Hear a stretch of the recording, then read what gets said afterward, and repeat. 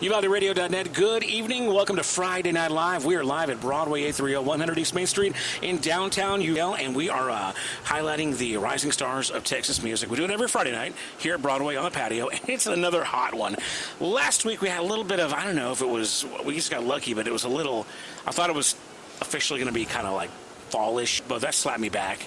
And we had a whole bunch of rain, too, but no, we're back to hot. So, but we're excited. We got another first-time guest that has a couple of great records here on UvaldeRadio.net. First time in Uvalde. Totally excited about it.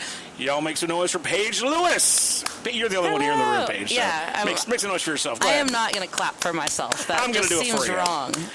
I do it for myself all Thanks, the time. Robert. But thank you for being here in Uvalde. Yeah. First of all, where are you based out of? I think we said Houston-ish, but is it more specific than Houston? So I live in Houston. I grew up in Okay. Katy, suburb of Houston, but I currently live like near downtown Houston. So we have some friends in that area. I know Marshall is around those parts, and Rhea Grace. Yes, probably you're friends with her. I am. We hung out a lot at T3R this year. Yeah, She's fun. We kept getting mistaken for each other, so Really? it was a thing. Yeah, that's funny. It was a That's thing. I interesting. don't know. Yeah, she's great. She's awesome.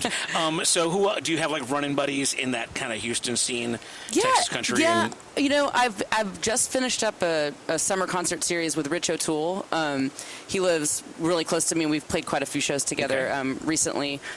Jeff Canada is a good friend of mine. I've known him for years. So, there's a lot of Heather Raylene. Like, there's a lot of folks that are Houston-based. It's there's a lot of music going on there. It's funny because I feel like the people in Houston don't let you know they're from Houston so much. Like, well, I guess see where I'm going here. Okay. Like the Austinites, and the kids in New Braunfels, they always are like, ATX, they kind of put it out there with themselves. Interesting. And then I think the ones that are in Fort Worth are just kind of, I think you can just tell because they're always playing the same Fort Worth venues, Right. But there's some of y'all that are just kind of mystery wrecked. We're not exactly sure where you're from. We know you're from Texas. Where did you come from? But you don't really put like from Houston or from the Houston area out there. Yeah, that's so interesting. I'm trying to think if I do that. I guess I don't. I guess I'm not like. Are you ashamed of Houston? No, it's not me. What did Houston proudly do to you? say? I mean, it's too hot. I'll give you that. I'll say this: I don't have a lot of experience in Houston, and this is going to sound really hypocritical since you made the drive here, and it's just hot as all be. A little bit. But the only couple times I've been in Houston, it was a nightmare. I went there once when I was a kid. I'm old enough to have gone there when Astroworld was there. Yeah. And that was the one vacation my family had in decades. That was the absolute worst experience for everyone because of the heat. It was rainy and muggy and hot, and it was just bad. Yeah, just bad. And the park was kind of a dump. I'll be honest. Houston was kind of dirty too. And I was a kid. Don't make me say things that are going to get me in trouble. No, about I know. Houston. I was a kid, and even as a kid, I had that impression. I picked up on Interesting. that. Yeah. So nobody said, "Oh, Houston's," So anyway, then I went back, many years later as an adult, and it was pretty much the same. But I'd already had that negative memory, so I was kind of hoping maybe, Houston would impress me. Right. It didn't. It didn't make it worse. It was just kind of what it was. So, yeah. Anyway, only a couple of times I've been there. So cool.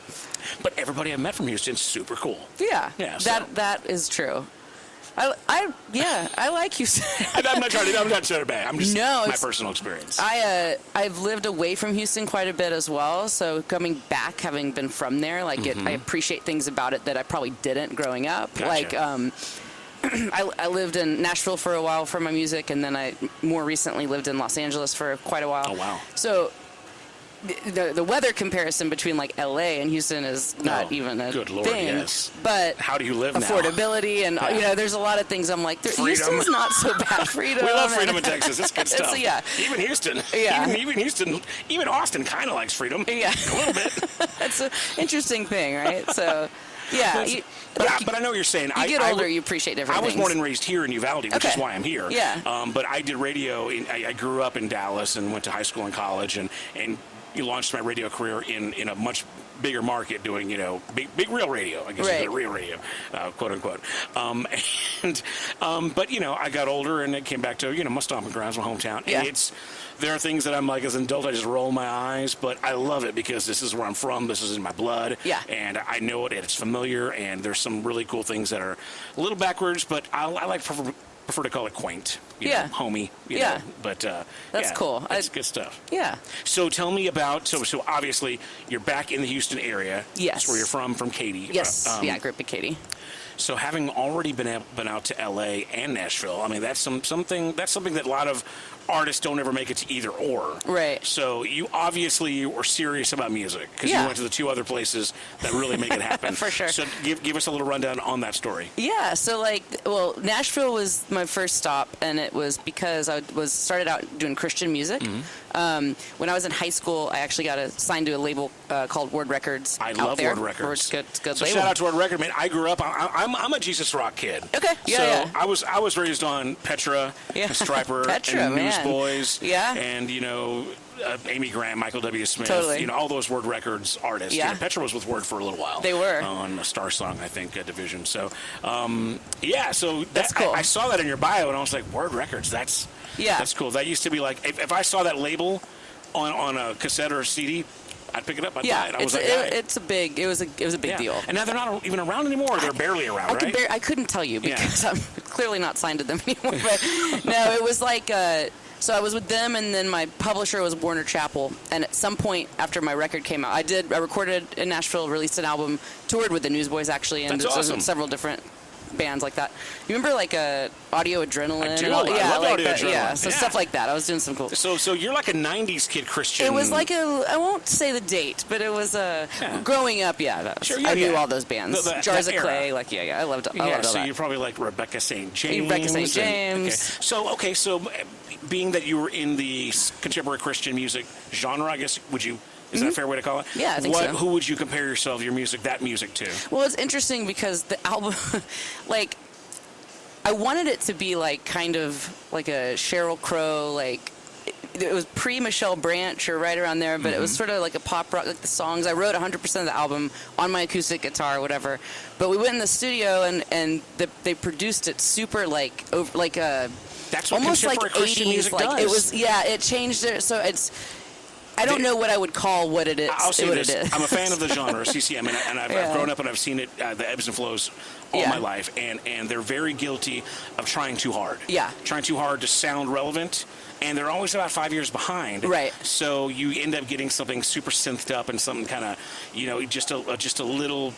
I don't know. You're reminding me. Your story's already reminding me. You remember Leslie Phillips / Sam Phillips? Yes, I don't. Okay. I don't. So, what did she change her name? She was Leslie Phillips when she was a contemporary Christian. Gotcha, and then she had three solid CCM records. Yeah. And then she kind of got disillusioned with the whole, CCM market and machine and whatnot, and started to say, you know what, we're not going to call this CCM anymore. I'm just going to play music. Right. And I think she was working with T-Bone Burnett a lot. And, okay, cool. All those Nashville sceners. So I don't know if I knew that full backstory, but that's interesting. Yeah. So I don't even know if she'll call herself a Christian anymore. But we don't want to get into too much of that. Yeah. That stuff. But so how did that part of it go for you? What part of it? Being a Christian artist. Yeah, it was an exciting thing at the time. It kind of turned into something that I almost regretted doing. Now, did you get into it because it was the natural step from maybe being in a worship group at church, or that kind of thing? They just evolved, and they just kind of pushed you along in that direction. Yeah, that happens a lot. It seems like for sure. And I picked up guitar when I was 14. Started leading worship at my church youth group and whatever. I had a music minister who was a big influence and really let me do a lot of leading and stuff, even as a kid who knew one chord or whatever, And that led to me actually starting to write songs, and then just naturally it was sort of I was really involved in my church, and it was just well, this is what I'll write about. I'll do, Christian music. Why not? So yeah, it was I'm grateful for it, the whole experience, but it really did kind of the reason I'm not as much when I think about it is because I got out of high school, I moved to Nashville, and then it was all of a sudden my stability as a kid. What the church is calling backsliding, right. and that's just growing up. Yeah. Honestly, yeah. You're gonna have to sin a little bit, man. Yeah. So it's hard to live up to that that pedestal, to that image, and it's a lot of pressure. See, I'll go in and get a little serious about this stuff. But again, I'm a fan of the Christian genre.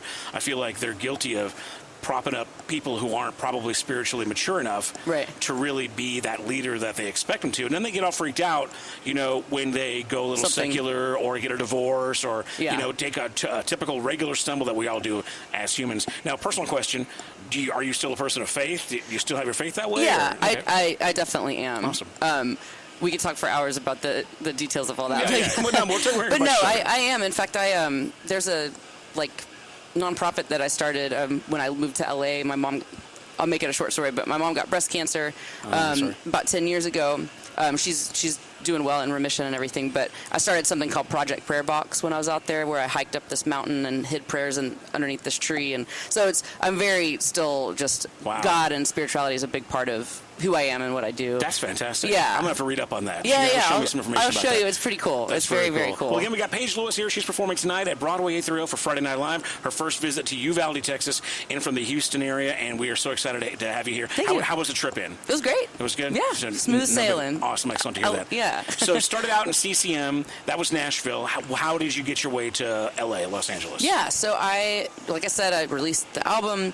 My mom hopped on a tour bus with me, and we toured the country and did some fun, really cool stuff, actually. All Taylor Swifty. Yeah, something like that. Minus, I don't know, we were crammed in a bus with the whole crew and wasn't all that glamorous. Right. But it was fun.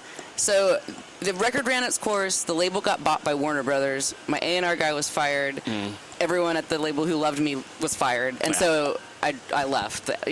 I was like, I'm not doing this. So no, hold on. Now you left, but you didn't owe them a lot of money. You didn't get screwed, no, right? So I didn't. Because that happens sometimes. No, I didn't owe them any money. They had this whole thing where they gave me the option to stay on the label. Mm-hmm. They had a new guy that was interested in whatever, and I showcased for him and whatever, and I ultimately just decided that I just didn't want to. Because it was kind of it's a long. Anyway, there were a lot of things that happened with my album that I wasn't too happy with either. I think they knew they were going to get bought, and I just kind of didn't put the money or the effort behind it. Or even going through it with knowing that there might be some issues in the future. It's hard to be. You got trusting. A 15-year-old kid who's uprooted her life. It's maybe anyway. So all that to say is that the guy who produced my album, who's actually also my uncle, moved to Los Angeles and had some he was working with some people out there with some labels and different things. So I was like, well, I'm just gonna move. What else am I doing? I'm 17 or whatever. Wow. So I moved out there. We started recording a bunch of demos, and I was started to meet with a bunch of the labels and stuff out there, secular,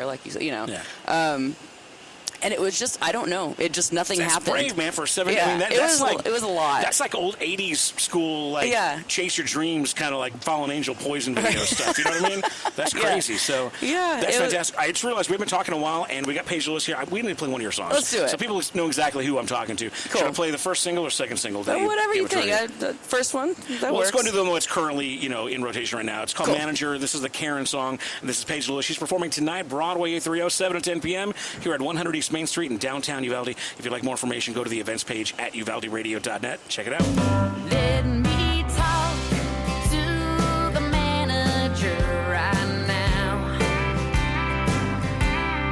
'cause you don't seem to know what you're talking about. If it were up to me, you'd be fired down and out. So let me talk to the manager right now. You put barbecue sauce on my sandwich again. Just who exactly do you think I am? I sure as hell ain't a pushover pain. It's capital K and ends with a ren. Let me talk to the manager right now, 'cause you don't seem to know what you're talking about. But I was told to wait a minute. It's been 3, if you could count.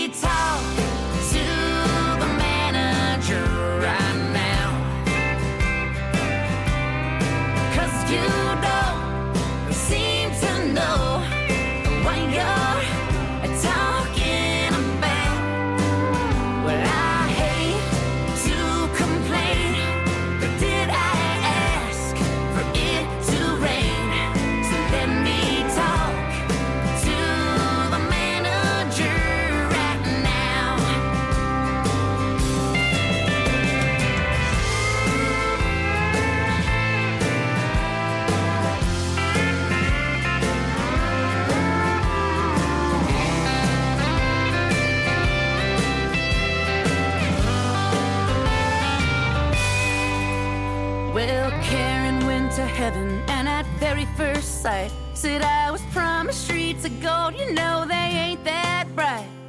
I'm glad to see my granny and, of course, my pops. But it's crowded and it smells. I give it 2 stars tops. So let me talk to the manager right now. Right dang now. 'Cause you don't seem to know what you're talking about. Well, I don't need to snitch, but these wings make me itch. So let me talk to the manager right now. So let me talk to the manager right now.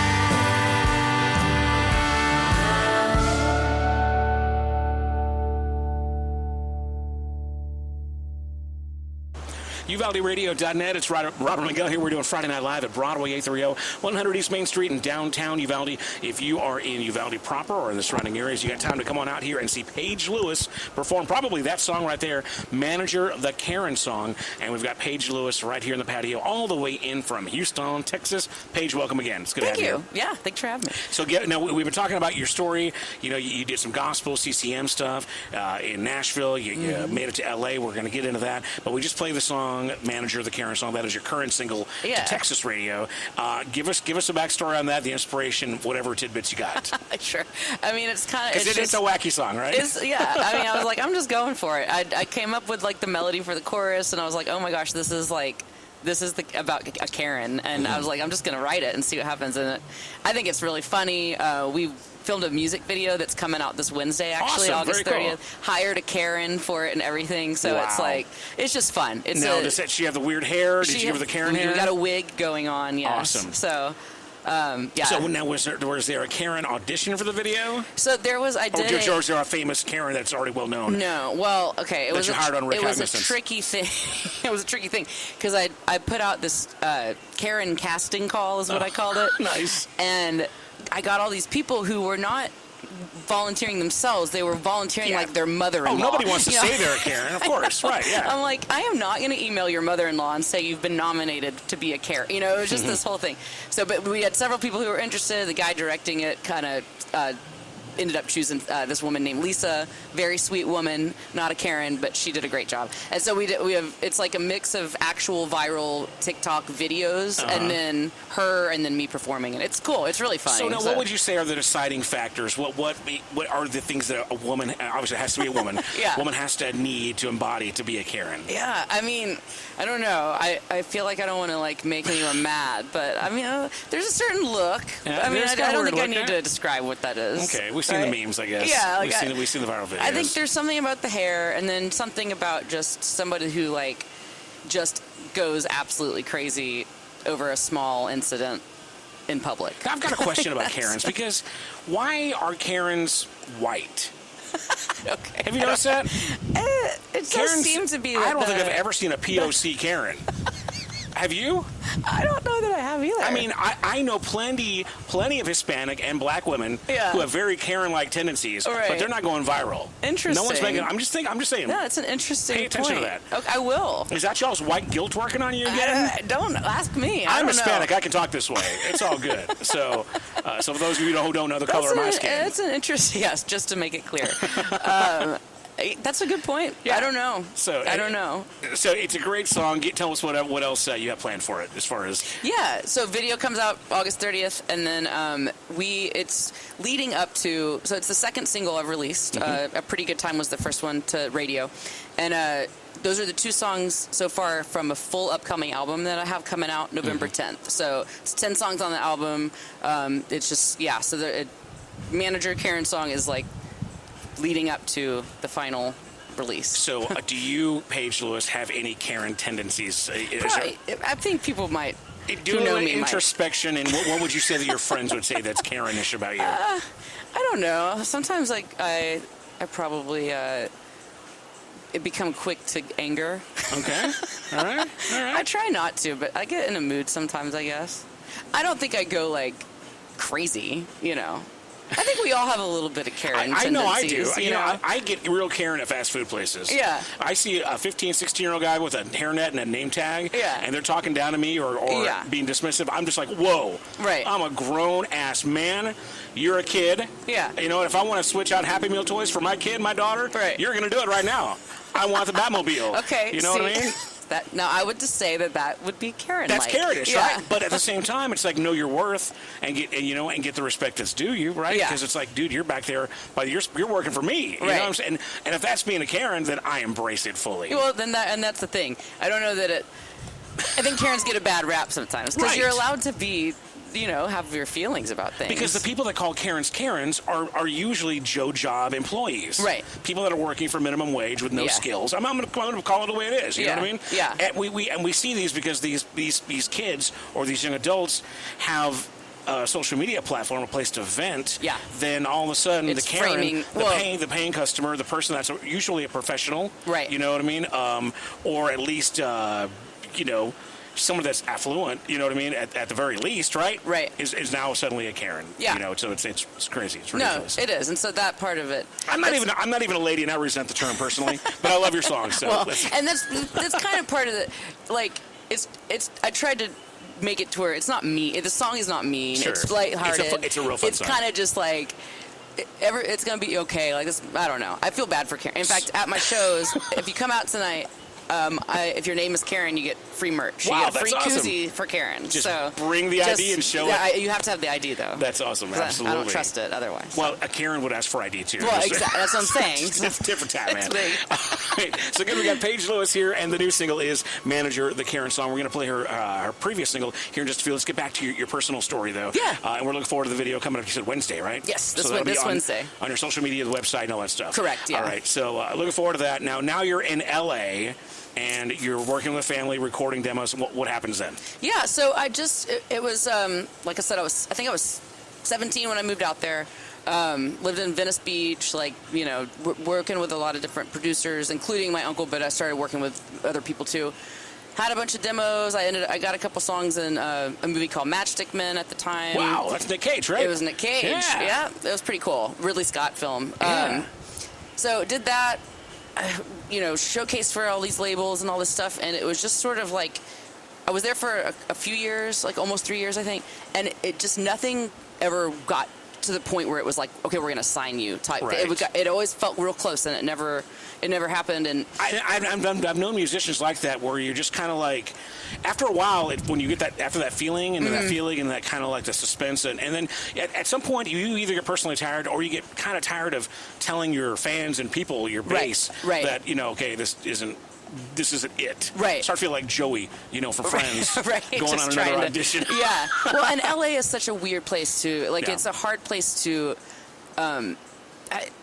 everyone there, at least when you're in an industry, like there's modeling, there's acting, there's music, and everyone you meet is like trying to make it. Yeah. And it seems like. And they're faking it till they make it. And they're Yeah. very much faking And it. you have to, and it's expensive to put on those airs and that facade, and right? it's definitely against like my nature to be like that. Yeah, So it I was can see that, yeah. was tough too, being so young. And so anyway, it didn't work out, and I'm actually really grateful for that because I don't know that it would have been the best thing for me at the time. Like I just had I was young, and it was a lot. And so what I did is I moved back to Texas, and I went to UT, went to school, graduated, like had some normalcy for like a few Nice. years, which Yeah. was nice because I think I was burned out at like the age of 20 or whatever, which is sad. Well, but it sounds like you started really young. I did. I Yeah, started pretty yeah. young and just went off on it.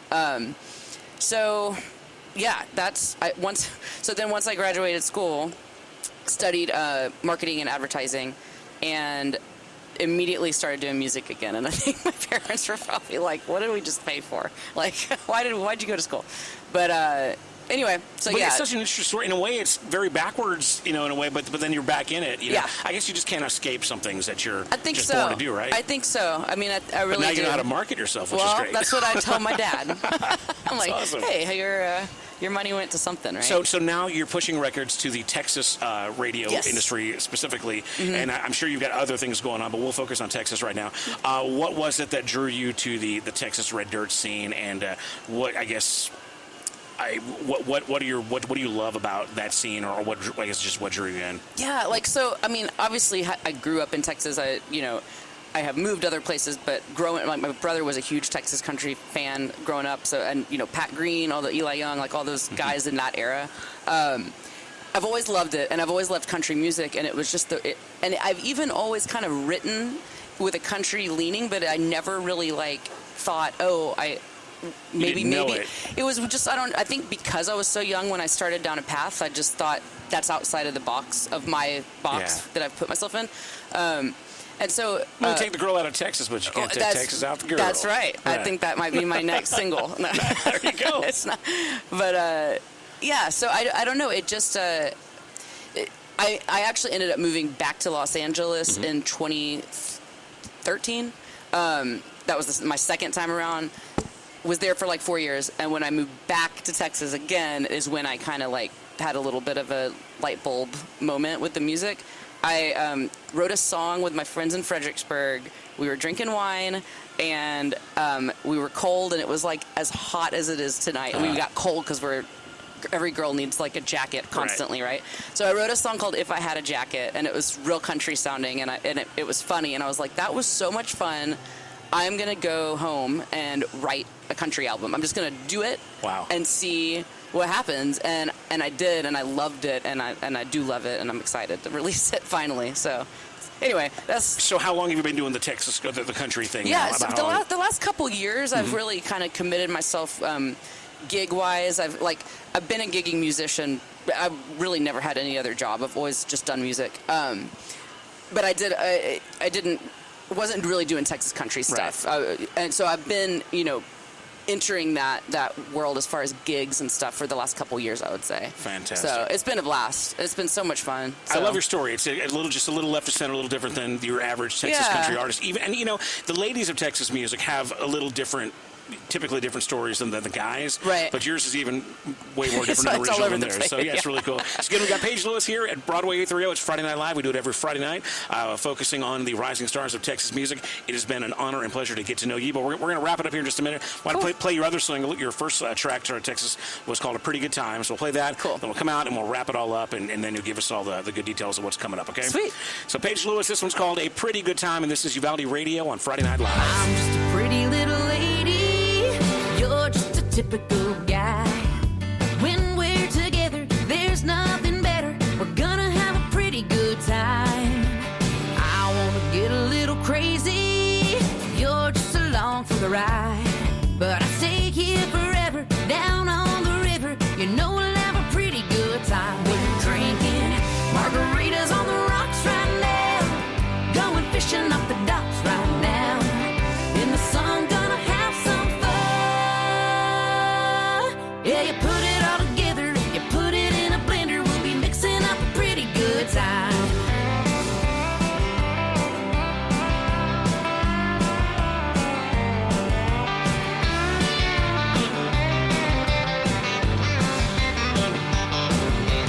I'm just a pretty little lady, you're just a regular guy. But down by the water, there's nothing hotter. We're soaking up the southern sunshine. I started getting a little antsy. Let's get on a plane and fly down in Costa Rica, St. Pura Vida. You know we'll have a pretty good time. We're drinking hurricanes on the rocks right now. Pina coladas at the spot right now. A little rum, gonna have some fun. Yeah, we put it all together and we put it in a blender. We'll be mixing up a pretty good time. Salt on the rim, better let me in. Beer in the glass, going down too fast. A little wine never felt so fine. Yeah, you put it all together and you put it in a blender. We'll be mixing up a pretty good time.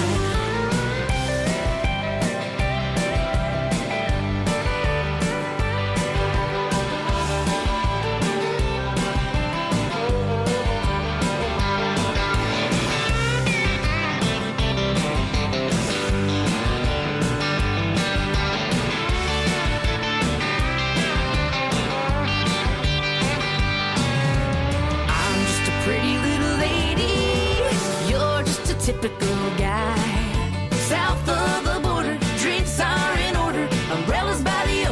tide. We started getting a little antsy, so we're taking a leisurely drive down to Tijuana. You know you wanna. We're gonna have a mucho good time. We're drinking margaritas on the rocks right now. We're skinny dipping off the docks right now. A little rum, gonna have some fun. Yeah, you put it all together and you put it in a blender. We'll be mixing up a pretty good time.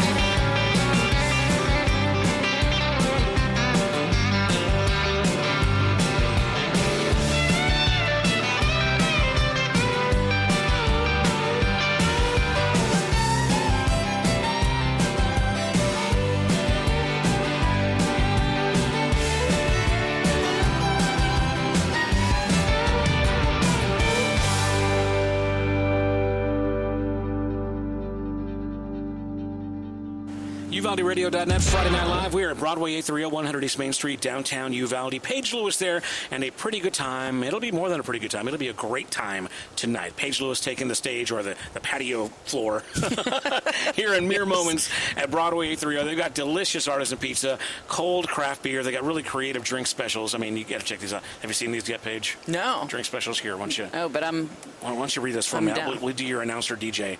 Give us some details about those. this side, all right, we've got the heat. Wait, I don't know if I can read all these things. I just see razzmatazz and it makes me nervous. The heat wave, which looks really good with vodka. It's delicious. Hot August night. That's my favorite. That's that cucumber drink, right? Yes, cucumber vodka. That sounds really refreshing. Really refreshing and amazing, yeah. And the summer shock with Corona tequila. Oh my God, Corona and tequila. Yeah. And tahini. So yep. Okay. Check those out. Those are the August drink specials here at Broadway 830. But you know what? You can get the beer flight or just a draft, whatever it is, man. We got some good stuff out here tonight. So the place to be is Broadway to see Paige Lewis, your debut in Uvalde, Texas. We're excited to have you here. Thank you so much for making the trip. Yeah. We just played your first single to Texas radio. We have pretty much gone through most of your story. You know, you did some CCM and Christian stuff in Nashville, right? That's right. Did number one, number two in LA. Now you're in Texas music doing your thing. What's coming up? You said the new video's coming up Wednesday, and then a new record in November, right? Yes. So give us the details on all that stuff that we need to know. Cool. Yeah. So the album is called Under the Texas Sky, and it's 10 songs coming out November 10th, and then there will be a third radio single along with that release that is the title track called Under the Texas Sky. So you guys will be getting that. I think November 3rd is radio or something like that. It's cool. David Gilligan's got it all under control. So do you anticipate a fourth single, or do you think by then you're going to be working on a new project? I think by then I might be out of money. So no, I think that there's a tip jar here at Broadway 830, by the way. So y'all come out here or buy some merch, something like that. That's right. No, the plan is not to release a fourth single off the album. It was kind of like we wanted to do 3 leading up to it because being my debut in the genre, it was like, let's kind of like introduce myself to folks like you and like kind of get in the scene a little bit. So I'm definitely going to be doing a lot of tour dates. I've got a full band that I play a lot in the Houston area, and we're going to be booking a lot of shows out of town. Well, let's talk about that then. Yeah. So we've got you here solo acoustic. Yes. And then you've got a band that you work with. Now, are these guys been with you for a while? Is it just a core? Are you more of a hired gun kind of? So there's a core. There's like an A team, and then there's like no offense to anyone else, but like there's some great players that sub in when they need to. Yeah. And that's just smart. That's it's reality because they're busy guys. Yeah. But it's actually the studio band that played on my album is who plays with me live. So we've got pedal steel. And you don't hear that enough, do you? Yeah, they're fantastic. It is like it's a party. It's so much fun. They're great. So. Now you've got experience recording in a few places now. Yeah. How do you feel about that whole? Because a lot of the independent Texas country artists, they're very content to just kind of lay down vocals and then let some Nashville guys do the rest of the heavy lifting, so to speak. Yeah. You seem like you're way more real and maybe organic than that. But how do you feel like it's important to actually work with a band and have them in the studio with you? I think so. I don't know that I've ever done it any other way. Like I don't think I'm like controlling in the studio because I like. No, you're not a Karen in the studio. I'm not a Karen. I mean, I may have said a couple things one time. I think the studio is the right place to be a Karen at, though. Hey, it's when you got some skin in the game or whatever. For sure. But I like to be a part of all of it. I want to at least be there. And I don't think that I would want to just, because to me it's like it's a vibe, and like it needs to like be a organic thing and not just like manufactured. So what is the difference, like for instance on your solo acoustic that you're going to do tonight, how does that differ, whether it's personality wise, banter in between, or the dynamic between the live show that you get with your band? I mean, I'm really, really used to playing solo acoustic, so I'm pretty comfortable, but the band is just like, the energy is just through the roof. So I have a lot of fun. It's different for me because it actually takes some of the pressure off, because I can just like let my guy take the solo and then have the whatever, and I'm not constantly just like strumming, because when it's you up there, everything is on you. It's all you. Like, so it's... I mean, if you get a tickle in your throat or you got a cough or a sneeze, then it's over. all eyes on you. Yeah, exactly. It's crazy. Don't make me nervous. Yeah. No, but I have had a really fun time playing with the band, because it's just a different thing for me. Let us know if somebody here in Uvalde really likes what you're doing. Yeah. What's the best way to catch you live, full band wise? Sure. So my website is thepaige.com, and my schedule is always on there. And I always notate if it's a full band show or not, so you can kind of look through. It'll be like in all caps, full band. So. Now, I know you're not going to be bringing the full band anytime to Uvalde anytime soon. This is a brand new market for you. But have you guys gotten up to San Antonio perhaps at all? And if not, any plans? No, I would love to. I am playing solo at the Rustic in San Antonio coming up. I cannot remember the date off the top of my head, but thepaige.com has it. And with the idea of hopefully bringing the band through as well at the Rustic. But no, we played College Station fairly recently. We played down in Galveston. Like, it's expensive, speaking of money and the tip jar. It's expensive to take a band anywhere, much less on the road and all that. So I'm trying to kind of work my way towards that with hotels and all that. But y'all make a road trip to go see Paige, and it's the website is thepaige.com. Yes. Paige, like you spell a girl's name. Yes, Paige. with an I. That's right. And the record, I'm looking forward to having the full 10-song album. Yeah. I like your artwork. It's got a vintage kind of vibe to it. And you kind of have that kind of a cool classic vibe that way too. So thank you. I'm excited. Again, new video comes out on Wednesday for Karen, manager to Karen Song. That's it. And any other news we just got to get out there before we wrap this baby up and watch you play live? I think that's it. We've covered pretty much all of it. Okay. I'm on social media. My website's a great place to check and all that. Shout out to Gilligan for sending you down here and getting you to come to Uvalde. We really do appreciate it. And again, I cannot emphasize enough that we appreciate, Uvalde is not a hop, skip, and a jump away from Houston. Prices are high, and we really do appreciate and respect that you make the trip out here. I appreciate it. I thank you for supporting my music and playing it. Sounds great. It's reciprocal. We support each other. I love it. That's right. That's awesome. That's the word. All right. See, we're having a very non-Karen conversation. So, again, Paige Lewis, thank you so much for stopping by. And we're going to wrap it up here at Broadway 30, 100 East Main Street, downtown Uvalde. You guys come on out here, see some music on the patio, and just enjoy some pizza and a beer and some great music from a young lady who you've never seen before in Uvalde, and show her a good time. So thank you so much. Thank you. That wraps it up here at Broadway 30, and we now resume our regular programming on UvaldeRadio.net.